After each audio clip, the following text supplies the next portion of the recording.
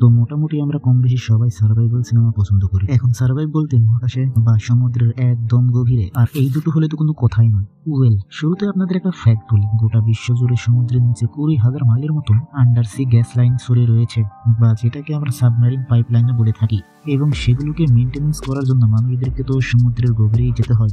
আর যারা এই কাজগুলো করে থাকে তাদেরকে স্যাচুরেশন ডাইভার বলা হয়, এবং মানুষদেরকে এই কাজগুলো কমপ্লিট করার জন্য কখনো কখনো সমুদ্রের 1000 ফিট গভীরেও যেতে হয়। আর সেই কারণেই তো এই কাজগুলোকে পৃথিবীর one of the dangerous job বলা হয়। ওয়েল, আজকের এই স্টোরিটা সো কল ম্যান মেড বা কোনো কাল্পনিক গল্প না, বরং সত্য ঘটনা অবলম্বনে। তো এই গাইস, আমি Raju, welcome to my channel. আর এই ভিডিওতে আমি লাস্ট ব্রেথ সিনেমাটাকে সম্পূর্ণ এক্সপ্লেইন করব। ওয়েল, স্থানটা হচ্ছে স্কটল্যান্ড, এবং গল্পের মেন চরিত্র আমরা ক্রিসকে দেখতে পাই, যে তার ফিয়ান্সির সাথে সাক্ষাৎ করে। তার নাম হচ্ছে মোরেক। খুব শীঘ্রই তারা বিয়ে করতে চলেছে, এবং এই সুন্দর একটা জায়গাতে তারা জমি কিনছে, যেখানে তারা দুইজন তাদের বাকি জীবনটা কাটাবে। ক্রিস তখন মোরেককে একটা খুশির সংবাদ দিতে এসেছে। তার একটা নতুন কাজ হয়েছে, তাকে একটা স্যাচুরেশন ড্রাইভার হিসেবে সিলেক্ট করা হয়েছে। এরকমই তো একটা কাজ চেয়েছিল সে এতদিন। তবে মোরেকের মনে একটু চিন্তা রয়েছে। কি সেটা? ক্রিস যে গভীর সমুদ্রে নামবে সেটার নাম হচ্ছে নর্থ সি, এবং এরকম বহুত পৌরাণিক কথা, অনেক মিথ রয়েছে যে সেই গভীরে নাকি নামা উচিত না, সেটাতে নাকি অভিশাপ লাগে। যদিও ক্রিস তো এইসব কথা একেবারেই বিশ্বাস করে না। সে তার ফিয়ান্সিকে আশ্বাস দেয় যে তার কিছুই হবে না, সে একেবারে সেফলি ফেরত আসবে। তারপর তার লাইফের হ্যাপিয়েস্ট ডে, তার নতুন কাজ। প্রথমেই সে তার বেস্ট বাডির সাথে সাক্ষাৎ করে, যার নাম হচ্ছে ডানগান। ডানগান কিন্তু ক্রিসকে খুব ভালোবাসে এবং তার কেয়ার করে, এবং সেখানে ক্রিসকে সুসংবাদটাও দেওয়া হয় যে এই নতুন কাজে ক্রিসের সাথে দুজন থাকবে। এক হচ্ছে ডেভিড এবং আরেকজন হচ্ছে তার বেস্ট ফ্রেন্ড ডানগান। যাই হোক, ক্রিস তো সেটা শুনে খুবই হ্যাপি। ওয়েল, তারপর ক্রেইগ নামক আরেকজন মানুষ তাদের সাথে সাক্ষাৎ করে। ক্রেইগ হচ্ছে তাদের বস, এবং তারই তত্ত্বাবধানে সম্পূর্ণ মিশনটা হবে। সেখানে অনেকগুলো ড্রাইভার্স রয়েছে, এবং তাদেরকে নিয়ে সে মোট 3টে দল বানায়, যারা আলাদা আলাদাভাবে তাদের কাজটাকে সম্পূর্ণ করবে। অবভিয়াসলি ক্রিসের দলে তার বেস্ট ফ্রেন্ড ডানগান রয়েছে। তাদেরকে একটা ডাইভিং চেম্বারে রাখা হবে, যেটাকে প্রেশারাইজ চেম্বারও বলা হয়। অ্যাকচুয়ালি সমুদ্রের সেই গভীরে পানির যে চাপটা রয়েছে, বডি সেই চাপটাকে সহ্য করতে পারে না। তো সেই চাপটার সাথে অ্যাডজাস্ট করানোর জন্য এই প্রেশারাইজ চেম্বারটা বানানো হয়। ওয়েল, তারা প্রত্যেকেই সেই চেম্বারে প্রবেশ করে, ছোট একটা ক্যাপসুলের মতন জায়গা। ক্রিস বহুবার ডেভিড নামক সেই মানুষটার সাথে কথা বলার চেষ্টা করে, তবে ডেভিড সম্ভবত কথা বলতে তেমন একটা পছন্দ করে না। যদিও ক্রিস তো একটা নতুন মেম্বার, হয়তো সেই কারণে ডেভিড হয়তো তার সাথে বেশি একটা কথা বলছে না, কারণ সে জুনিয়র। তারপর আর কি সেই চেম্বারটাকে বন্ধ করে দেওয়া হয়, এবং সেই চেম্বারে কিছু গ্যাস ফিল করে দেওয়া হয়, যাতে তাদের বডিটা অ্যাডজাস্ট হয়ে যায়। এবং তারপর তাদের জাহাজটা ছেড়ে দেওয়া হয়, যেটা চলেছে সেই নর্থ সি এর উদ্দেশ্যে। তারই নিচে সেই গ্যাস পাইপ লাইনগুলো রয়েছে, যেটাকে তাদেরকে ফিক্স করতে হবে বা ঠিকঠাক করতে হবে। তারপর বেশ কয়েকটা ঘন্টা কেটে যায়, সামনে একটা বড় কাজ, একটা বড় মিশন। তারা একসাথে বসে বেশ কিছুটা ভালো সময় কাটাচ্ছে, এবং ঠিক তখনই ডাঙ্কার একটা দুঃসংবাদ দেয় যে এটাই তার লাস্ট অপারেশন। এরপরে সে রিটায়ার করছে এই কাজ থেকে। যদিও সে রিটায়ার তো করতে চায় না, তার মনে এখন ইচ্ছা যে আরো 10টা বছর সে এই ডিউটি করবে। তবে সম্পূর্ণ ম্যানেজমেন্ট তাকে বসিয়ে দিচ্ছে, এবং ক্রিস এটা নিয়ে প্রতিবাদও করে ওঠে। কিন্তু ডাঙ্কার আর প্রতিবাদ করতে চায় না। ডাঙ্কার চাইলে একটা ভিন্ন পদেও কাজ করতে পারবে, তবে না, সে মনে করে কোম্পানি যখন চেয়েছে, তাহলে হয়তো এখনই তার থেমে যাওয়া উচিত। অন্যদিকে তাদের জাহাজটা তাদের ড্রাইভিং সাইটের একদম কাছে গিয়ে পৌঁছেছে।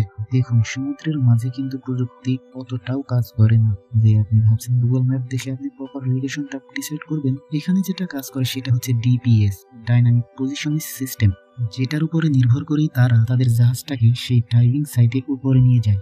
অর্থাৎ তাদের জাহাজটা দাঁড়াবে একটা জায়গায়, তারপর এই ড্রাইভারগুলো বা মানুষগুলো সরাসরি পানির নিচে নামবে, তাদের কাজটাকে সম্পূর্ণ করে আবার সরাসরি উঠে জাহাজে চলে আসবে। এখন জাহাজটা যদি তার পজিশন থেকে সরে যায়, বা একটা মানুষ যদি তার পজিশন থেকে সরে যায় বা হারিয়ে যায়, তো সেই সমুদ্রের মাঝে কি সেই মানুষটাকে খোঁজা সম্ভব? একদমই না। তারা সেই পজিশনে চলে এসেছে। ক্রিস, ডাঙ্কান এবং ডেভিড, তাদেরকে 1 ঘন্টা সময় দেওয়া হয়েছে।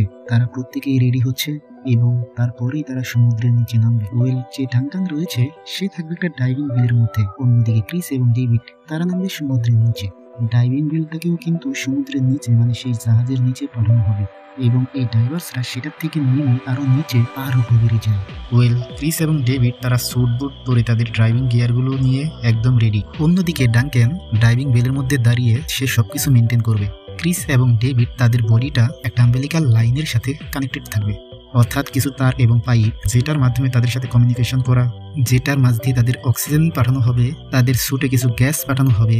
বলতে গেলে এটা একটা আম্বিলিকাল গট, মানে সেই জিনিস যেটার মাধ্যমে মা এবং একটা বাচ্চা কানেক্টেড থাকে। তারপর দুই ডাইভার্স একদম গভীরে নামা শুরু করে এবং তারা তাদের পজিশনে গিয়ে পৌঁছায়, মানে যেটা প্রায় 300 ফিট নিচে। সো ক্রিস তার কাজটা শুরু করছে। ঠিক সেই মুহূর্তে একটা দুর্ঘটনা ঘটে। বাইরে চলছে চরম ঝড় বৃষ্টি। যেমনটা বললাম, সেই জাহাজটা কমপ্লিটলি ভাবে ডিপিএস নামক একটা প্রযুক্তির উপর নির্ভর করে সেই স্থানে দাঁড়িয়ে রয়েছে। তবে কোনোভাবে সেই ডিপিএস সিস্টেমটা ম্যালফাংশন করে বসে বা সেখানে কিছু সমস্যা হয়। জাহাজটা তার পজিশন থেকে আচমকা সরে যায়। এখন দেখুন, জাহাজটা তো সরে গেছে, এখন সেই জাহাজটার সাথে সেই ড্রাইভিং বেলটা কানেক্টেড এবং সেই ডাইভিং বেলের সাথে সেই দুজন ডুবুরি তারাও কানেক্টেড। সেই ডাইভিং বেলের মধ্যে রয়েছে ডাঙ্কান। সে সম্পূর্ণ ব্যাপারটা জানে যে কি সমস্যা হয়েছে এবং ক্রিস এবং ডেভিড তাদের বেশি কোনো সমস্যা না হয় সেই কারণে সে জলের নিচে সেই আম্বিলিকাল লাইনগুলো আরো ফেলতে থাকে, যাতে তাদের সেই তারে বা লাইনে বেশি একটা টান না লাগে। তাদেরকে অল্প কিছু সময় দেওয়া হয়েছে, শীঘ্রই তাদেরকে সেই ডাইভিং বেলের মধ্যে উড়ে আসতে হবে। আর কি, সেখানে জীবন মৃত্যুর রেস শুরু হয়েছে। ডেভিড সে এক্সপার্ট, সময় মতো সেই পাইপলাইনের একটা টপ সাইড, যেটাকে তারা ম্যানিফোর বলে, সেখানে সে উঠে এসেছে। অর্থাৎ তার আম্বিলিকাল লাইনের মধ্যে যদি টানও পড়ে তাতে তার কোনো সমস্যা হবে না। কিন্তু ক্রিস সে উঠতে গিয়ে তার আম্বিলিকাল লাইনটা আরেকটা জায়গায় আটকে পড়ে। এখন জাহাজেরও তো একটা বড় টান রয়েছে। ডেভিড বুঝতেই পেরেছে যে এখন সেই পাইপটা ছিঁড়ে যাবে। সেই প্রচন্ড টানের কারণে ক্রিসকে যে পাইপ দিয়ে অক্সিজেন সাপ্লাই করা হচ্ছিল সেটাও বন্ধ হয়ে গিয়েছে। সেই কারণে ডেভিড তাকে বলে তার ইমার্জেন্সি রিজার্ভটা যে রয়েছে, যেটা মাত্র তাকে 10 মিনিটের জন্য অক্সিজেন দিবে, সেটাকে অন করতে। সে জানে যে এখন সেই লাইনটা কেটে যাবে যেটা দিয়ে তাকে অক্সিজেন সাপ্লাই করা হতো। সেই কারণে ডেভিড ক্রিসকে বলে সেই ম্যানিফলের টপে অপেক্ষা করতে, সে আসবে নিচে আবারও তাকে বাঁচানোর জন্য। আর ঠিক তখনই সেটা হয়। প্রচন্ড টানে ক্রিসের সেই আম্বিলিকাল লাইনটা একদম কেটে যায়। অন্যদিকে ডেভিড সরাসরি ভেসে সে উপরে চলে যায়। অন্যদিকে ডাঙ্কান সে খুব চিন্তায় রয়েছে এবং সে সেই আম্বিলিকাল লাইনগুলো টেনে টেনে উপরে উঠানোর চেষ্টা করছে। অবশ্য ডেভিড সে তো ফাইনালি উপরে উঠেছে, কিন্তু ডাঙ্কান দেখে ক্রিসের সেই আম্বিলিকাল লাইনটা ছিঁড়া রয়েছে। সে আর উঠতে পারেনি, যেহেতু সেই তারটা ছিঁড়ে গেছে, যার কারণে তার অক্সিজেন সাপ্লাই এবং তার সাথে কমিউনিকেশন কিছুই করা যাচ্ছে না, মানে সব যোগাযোগ বন্ধ হয়ে গিয়েছে। সে একেবারে আইসোলেট হয়ে পড়েছে। অন্যদিকে ক্রিক, যে এই সম্পূর্ণ মিশনের হেড ছিল, সে তো পুরোপুরি চিন্তায় পড়ে গেছে। সে জাহাজের ক্যাপ্টেনকে রিকোয়েস্ট করে যে সে জাহাজের অ্যাঙ্কারটা ফেলে দিতে, যাতে জাহাজটা তার জায়গা থেকে আর না সরে যায়।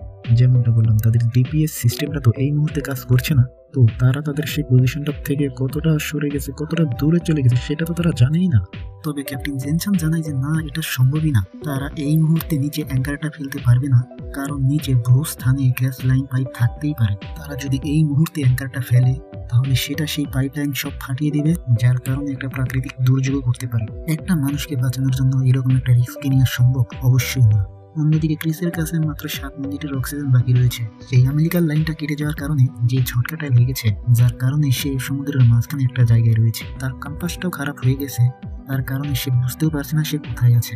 ডেভিড তাকে বলেছিল সেই ম্যানিফোল্ডের টপে তাকে যেতে হবে। একদিকে কম্পাস কাজ করছে না, অন্যদিকে সমুদ্রের সেই গভীর অন্ধকার। ফ্লেয়ারের সাহায্যেও সে তেমন একটা হেল্প পাচ্ছে না। অন্যদিকে জাহাজের ক্যাপ্টেন সম্পূর্ণ শিপটিকে ডায়াগনোস করে বুঝতে পেরেছে শিপের থাস্টারে কোনো সমস্যা হয়নি। এখন তাদের শিপটাকে ম্যানুয়ালি কন্ট্রোল করতে হবে। সেই ডিপিএস এর ভরসায় থাকলে চলবে না। ম্যানুয়ালি কন্ট্রোল তারা যদি না করে তাহলে বাইরে যে ঝড় উঠেছে, যে ঢেউ উঠেছে, যার কারণে জাহাজটা আরো অনেক দূরে চলে যেতে পারে। তাদেরকে ততক্ষণই জাহাজটাকে ম্যানুয়ালি কন্ট্রোল করে একই জায়গায় রেখে দিতে হবে যতক্ষণ না সেই ডিপিএস সিস্টেমটাকে। অন্যদিকে ক্রিস, যার কাছে 4 মিনিটের অক্সিজেন বাকি রয়েছে, সে ফাইনালি সেই পজিশনে গিয়ে পৌঁছায়। এখন তাকে ম্যানিফোল্ডের সেই টপে উঠতে হবে। উঠতে উঠতে সময় প্রায় কেটে যায়। সে জানে যে তার কাছে অক্সিজেন নেই। চোখের সামনে সে মৃত্যুটাকে দেখছে, আর এই সময়ে কার কথাই বা তার মনে আসতে পারে? অবভিয়াসলি সে তার ভালোবাসাকে প্রতিজ্ঞা করে এসেছিল যে তার কিছু হবে না, এবং তারই কথা তার মাথায় আসছে। এবং তার কথা ভাবতে ভাবতেই সময় কেটে যায় এবং সেকেন্ডের পর সেকেন্ড কেটে তার অক্সিজেনটা শেষ হয়ে যায়। অন্যদিকে সেই জাহাজটাকে ম্যানুয়ালি কন্ট্রোল করা হচ্ছে, যেটা সত্যি খুবই কঠিন কাজ। সেই জাহাজটাকে একটা জায়গায় ব্যালেন্স করে রাখাটা সত্যি খুবই কঠিন। একই সাথে ডিপিও জানায় যে সেই ডিপিএস সিস্টেমটাকে অনলাইন করার একটা উপায় মাত্র রয়েছে, সেটা হচ্ছে হার্ড রিসেট করা। তবে প্রবলেমটা হচ্ছে সেটা করতে ঘন্টা খানিকও লেগে যেতে পারে, এবং এত সময় তো তাদের কাছে নেই। জাহাজের ক্যাপ্টেন জানায় শীঘ্রই তাদের একটা রাস্তা বের করতে হবে। অন্যদিকে অ্যান্ড্রিউ, যে ওই আরবি ড্রোনটাকে কন্ট্রোল করছিল, সেও কিন্তু ক্রিসকে খুঁজছে। প্রথমে মেইনটেনেন্স এরিয়াতে তাকে খুঁজে না পাওয়া গেলেও একদম টপে সেই ম্যানিফোল্ডে ফাইনালি খুঁজে পায় তাকে তারা। ক্রিসের কাছে যে অক্সিজেনের রিজার্ভটা ছিল সেটা শেষ হয়ে গিয়েছে এবং ক্রিস সেখানে পড়ে রয়েছে, তবে তার হাত পা নড়ছে। অক্সিজেন ছাড়া সময় কেটে গেছে প্রায় 7 মিনিট। ক্রিক তখন অ্যান্ড্রুকে বলে তাদের ড্রোনটাকে দিয়ে কোনোভাবে যদি ক্রিসকে উপরে টেনে তোলা যেত তাহলে তো ভালোই হতো, তাই না? অ্যান্ড্রিউ জানায় তাদের এই আরবি ড্রোনগুলো তৈরি করা হয়েছিল ডেড বডিগুলোকে তোলার জন্য। তবে ক্রিস তো জীবিত রয়েছে, এই কাজটা করতে গিয়ে যদি ক্রিস মারা যায় তখন কি হবে? অবশ্য সে এই কাজটা তো করতে পারবে না, সেই কারণে ক্রেগ নিজে দায়িত্ব নেয়। ক্রেগ জানায় যে এই মানুষগুলোকে সে নিজে কাজে এনেছে, এই মানুষগুলো তার রেসপন্সিবিলিটি। সেই কারণে ক্রেগ নিজে কন্ট্রোলটাকে সামলায় এবং সেই ড্রোনটার মাধ্যমে ক্রিসকে তোলার চেষ্টা করে। তবে তারা তুলতে পারে না, কারণ ক্রিস একটা হুকের মাধ্যমে সে নিজেকে আটকে রেখেছিল। তবে কেন? ওয়েল, ক্রিস জানতো সে জ্ঞান হারিয়ে ফেলবে এবং চরম জলের চাপে বা ঢেউতে তার বডিটা অন্য কোথাও না চলে যায়, সেই কারণে সে নিজেকে সেখানে আটকে রেখেছিল। আর ঠিক সেই কারণে সেই ড্রোনটার মাধ্যমে তাকে উপরে উঠানো তো সম্ভব নয়। আর এভাবেই 16টা মিনিট কেটে গেছে। ক্রিস অক্সিজেন ছাড়া রয়েছে জলের নিচে। সামহাউ তার হাত পাগুলো নড়ছে, যেটা এক্সপ্লেইন করে সম্ভবত ব্রেন অক্সিজেনের অভাবে এই রেসপন্সগুলো করে থাকে। এটার এক্স্যাক্ট এক্সপ্লেনেশনগুলো আমি আপনাদের দিতে পারবো না অবভিয়াসলি। অন্যদিকে ডাঙ্কার সে ডেভিডকে সেই পুরনো গল্পটি শোনায় যে ক্রিজের সাথে তার প্রথম সাক্ষাৎটা হয়েছিল। তারা একটা রেস্কিউ অপারেশনে ছিল যেখানে কাকড়া ধরা একটা জেলেদের বোট ডুবে গিয়েছিল। তারা সেই সমুদ্রের গভীরে গিয়েছিল মৃতদেহগুলোকে উদ্ধার করার জন্য। তবে একজন মানুষের বডি তারা খুঁজে পায় না, যেটা অবশ্যই আমাদের বোঝায় যে জলের স্রোতে অন্য কোথাও চলে গেছে। আর সেই কারণেই হয়তো ক্রিস নিজের বডিটাকে সেখানে হুক দিয়ে আটকে রেখেছিল। ডাঙ্কার জানায় একজন মানুষের বডি তো পাওয়া যায়নি, তার পরিবারকে এখন তারা কি জবাব দেবে? এই কারণে মৃত মানুষটির পরিবারকে একটি বাক্স দেওয়া হয়, যেটা বেসিক্যালি জুতোর বাক্স, যেটার মধ্যে সেই মৃত মানুষটির লকারের মধ্যে তার পছন্দের জিনিসগুলো ছিল, সেগুলো ছিল। এখন ডাঙ্কান কাঁদতে কাঁদতে এই কথাটাই বলছে, সে ক্রিসের পরিবারকে বা ক্রিসের গার্লফ্রেন্ড মোরাককে এরকম বাক্স তো দিতে পারবে না, সে নিজের মুখটাই বা দেখাবে কিভাবে? অন্যদিকে বর্তমানে ডেপিও নামক ইঞ্জিনিয়ারকে আমরা দেখেছিলাম যে সেই ডাইনামিক পজিশনটাকে ঠিক করতে গিয়েছিল। সে ফাইনালি সেটাকে ফিক্স করে দেয়। তাদের ডিপিএস সিস্টেমটা ফাইনালি অনলাইন হয়ে গিয়েছে। ডাঙ্কান এবং ডেভিডের সাথেও কন্ট্রোল রুমের কানেকশন আবার রিস্টোর হয়ে গেছে। ক্রেগ ডাঙ্কানকে জানিয়ে দেয় যে তারা ক্রিসকে খুঁজে পেয়েছে, সে ম্যানিফোল্ডের একদম টপে রয়েছে এবং ডাঙ্কান তৎক্ষণাৎ ডেভিডকে রেডি করে এই স্থানে পাঠায়। যাওয়ার আগে সে ডেভিডকে রিকোয়েস্ট করে বলে যে সে একই দিনে দুটো মানুষকে হারাতে পারবে না। সো ডেভিড ফাইনালি সেই স্থানে গিয়ে পৌঁছায়। সে অবশেষে ক্রিসকে খুঁজে পায়। সে ক্রিসের বডিটা তার নিজের সাথে হুকের মাধ্যমে কানেক্ট করে এবং এখন তাকে উপরে উঠে আসতে হবে। তবে যেমনটা বললাম, বাইরে অনেক ঝড় এবং বড় বড় ঢেউ, যার কারণে জাহাজটা বহুবার তার নিজের জায়গা থেকে সরে যাচ্ছে। এখন যেহেতু জাহাজটা সরে যাচ্ছে এবং যার ফলে তার সাথে কানেক্টেড সেই ডাইভিং বেল এবং সেই দুই ডাইভার্স তারাও তাদের জায়গা থেকে সরে যাচ্ছে। আর এরকম অবস্থায় ক্রিসের আনকনসিয়াস বডিটাকে উপরে উঠানো খুবই কঠিন হয়ে যাচ্ছে। ডেভিড তখন সেই আমেরিকান লাইন্সটাকে একদম দড়ির মতো শক্ত করে ধরে উপরে ওঠার চেষ্টা করছে। অবশ্য জলের নিচে ওয়েটটা তো তেমন একটা বোঝা যায় না, তবে ওজন যে একদম শূন্য হয়ে যায় তাও তো না। ক্রিসের বডি এবং তার ড্রাইভিং ডিভাইসগুলো, যেগুলোর যথেষ্ট ওয়েট রয়েছে, একই সাথে ডেভিডের নিজের ওজন রয়েছে। সো সেই কমপ্লিট ওয়েটটাকে ক্যারি করে সেই দড়ি ধরে উপরে ওঠাটা তার জন্য খুবই কঠিন। একই সাথে তারা এক জায়গায় তো দাঁড়িয়ে নেই, তাদের সেই ডাইভিং বেলটা কিন্তু মুভ করছে, যার জন্য সেই লাইনটাকে ধরে ধরে তার জন্য উপরে ওঠাটা একদম অসম্ভব হয়ে দাঁড়িয়েছে। তবে ফাইনালি ডেভিড ফেল হয় না। ফাইনালি সে ক্রিসকে নিয়ে সেই ডাইভিং বেলে গিয়ে পৌঁছায়। ডাঙ্কান তখন ক্রিসকে টেনে তুলে, তবে ক্রিস একদম কোনো রেসপন্স করছে না এবং ডাঙ্কান এবং বাকি সবাই খুবই চিন্তিত। ডাঙ্কান তাকে রেস্কিউ ব্রিদিং দেয়, যেটাকে মাউথ টু মাউথ রিসাসিটেশন বলা হয়। তবে কোনোভাবে কোনো ফলাফল তো আসছে না। কিছু সময় পরে ক্রিস রেসপন্স তো করে বসে, তার চোখ তো খোলা, তবে তার বডিটা একদম স্টিল। সে শ্বাস প্রশ্বাস তো নিচ্ছে কিন্তু কোনো রেসপন্স করছে না। আসলে প্রায় আধ ঘন্টা হয়ে গেছে সেই অক্সিজেন ছাড়া ছিল।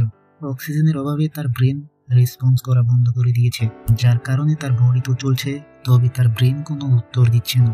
ডাঙ্কান পুরো হাল ছেড়ে দিয়েছে। সে ভেবেই নিয়েছে অনেক দেরি হয়ে গিয়েছে, এখন হয়তোবা আর কিছু করা সম্ভব না। ডেভিড তখন ক্রিসের সাথে কথা বলার চেষ্টা করে, তার থেকে রেসপন্স নেওয়ার চেষ্টা করে। ডেভিড যে প্রথম থেকে ক্রিসের সাথে বেশি একটা কথা বলছিল না, তবে সে এখন ক্রিসকে নানান প্রশ্ন করছে, তার কাছ থেকে উত্তর চাইছে। তবে সবশেষে যখন তারা দুজনেই হাল ছেড়ে দিয়েছে, ডাঙ্কান তো কান্নায় ভেঙে পড়েছে। আর ঠিক তখনই ক্রিস রেসপন্স করে বসে। সে ডেভিডকে প্রশ্ন করে যে, ডেভিড তুমি ঠিক আছো? আর এটা দেখে ডাঙ্কানের তো খুশির ঠিকানা নেই।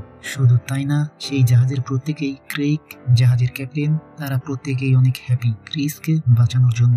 এবং এই মানুষটাকে জীবিত দেখে তাদের থেকে খুশি আর কেই বা হতে পারে। আর কি, তাদেরকে ফিরিয়ে আনা হচ্ছে অবশ্যই তাদের এই মিশনটাকে অ্যাভয়েড করা হয়েছে, তাদের এই কাজটাকে স্থগিত করা হয়েছে, সেটা না হয় পরে আবার করা যাবে। এখন সেই সমুদ্রের গভীর থেকে উঠে তারা সরাসরি বাইরে তো বেরোতে পারবে না, বেশ কিছুটা দিন তাদেরকে সেই প্রেশারাইজ চেম্বারে থাকতে হবে, যেখানে তাদের বডিটা মানে বেসিক্যালি আমাদের বডিটা নর্মাল হতে একটু সময় লাগে। ডেভিড বেশ কয়েকবার ক্রিসের বডিটাকে চেক আপ করেছে, ক্রিস একদম ঠিকঠাক রয়েছে। ডেভ সত্য কথাটাই জানায় যে প্রায় 40 মিনিটের বেশি ক্রিস সমুদ্রের নিচে ছিল। 30 মিনিটের মতো সে অক্সিজেন ছাড়াই সমুদ্রের নিচে ছিল। হিসেব মতো তো তার মরে যাওয়ার কথা, তবে কেমন মিরাক্কেল দেখুন। অন্যদিকে ক্রিস যে তার ফিয়ন্সিকে প্রমিস করেছিল যে তার কিছু হবে না, সে একদম নিরাপদ থাকবে, সে তার প্রমিসটা তো আর রাখতে পারেনি। যাই হোক, জীবিত তো ফিরে এসেছে, আর এই কারণেই তো এই জবটাকে ওয়ার্ল্ডের one of the dangerous job বলা হয়। শুনেছিলাম ডেভিডের 2টো বাচ্চা মেয়ে রয়েছে। ফাইনালি টেড তাদের মুখটা একবার দেখে নেয়। আফটার অল সেও তো মৃত্যুটাকে অনেক কাছ থেকে অনুভব করেছে। ক্রিস তার গার্লফ্রেন্ডকে ফোন করে বলে দেয় যে সে ফিরে আসছে। তাদের যে মিশনটা ছিল সেটাতে একটা সমস্যা হয়েছে, যার কারণে তাদের কাজটা এই মুহূর্তে বন্ধ রাখা হয়েছে। একই সাথে তাদের সেই চেম্বার থেকে বেরোনোর সময় হয়েছে। ক্রিস ডাঙ্কানকে বিদায় জানায়, অন্যদিকে ডাঙ্কান চেম্বারটাকে একটু ঘুরে ফিরে দেখে। আফটার অল এই স্থানটাতে সে বহু বছর কাটিয়েছে, তবে যেমনটা বলেছিলাম এটাই তার লাস্ট অপারেশন। এই জায়গাটাকে সে খুবই মিস করবে। বাড়ি ফিরে ক্রিস মোরাককে মিথ্যে কথাটাই জানায় যে তাদের কাজের একটা ড্রাইভার সে দুর্ঘটনায় পড়ে গিয়েছিল, আর ঠিক এই কারণেই তাদের কাজটাকে পোস্টপোন করা হয়েছে। তবে তার গার্লফ্রেন্ড মোরাক সে বুঝে গিয়েছে সে ড্রাইভার আর কেউ না, সেটা অবশ্যই ক্রিস। ফাইনালি সে হ্যাপি যে ক্রিস ফিরে এসেছে একদম সুস্থ সবলভাবে। এই জিনিসটি একদম মানুষকে অবাক করে দেয় যে বিনা অক্সিজেনে ক্রিস কিভাবে 29 মিনিট জীবিত ছিল। অনেকেই মনে করে যে হয়তো সমুদ্রের গভীরের এক চাপ এবং টেম্পারেচারের কারণে হয়তো তার শরীর জীবিত ছিল, তবে কেউ এটার প্রপার এক্সপ্লেনেশন দিতে পারেনি, এবং তার বেঁচে ফেরাটা একদম মিরাকেল এবং মিস্ট্রি। এরপরে আমরা কিছু রিয়েল ফটো দেখতে পারি। এই ঘটনাটার পরে ক্রিস এবং মোরাকের ফাইনালি বিয়েটা হয়। এই ঘটনাটার ঠিক 3 সপ্তাহ পরে ক্রিস, ডেভিড এবং ডাঙ্গান তারা আবারও সেই সমুদ্রের গভীরে গিয়ে পৌঁছায় তাদের সেই ফেলে আসা কাজটাকে সম্পূর্ণ করার জন্য, এবং লাস্ট ট্রেপ সিনেমাটা এখানেই শেষ হয়। সো এই ছিল স্টোরি। কেমন লেগেছে আপনাদের? যেহেতু এটা সত্য ঘটনা অবলম্বনে তৈরি, মানে একদম রিয়েল ইনসিডেন্ট, কোনো ইন্সপায়ার্ড তৈরি না, তবে এক্সিকিউশনটা প্রপার আমার মনে হয়েছে। সিনেমায় এত সুন্দর মিউজিক ছিল, ইমোশনাল মোমেন্টগুলো প্রপার এক্সিকিউট করা হয়েছিল। ব্যক্তিগতভাবে সিনেমাটা আমার ভালো লেগেছে, কারণ আন্ডার ওয়াটার সার্ভাইভাল এই জন্য আমার এত ভালো লাগে। তবে আপনাদের চ্যানেলটি সাবস্ক্রাইব করার জন্য সমুদ্রের গভীরে যাওয়ার দরকার নেই, জাস্ট ভিডিওটি দেখতে দেখতে করে দিতে পারেন। ভালো লাগলে লাইকও করতে পারেন। টিল দেন ভালো থাকবেন, আবার দেখা হবে পরবর্তী আরেকটা ভিডিওতে।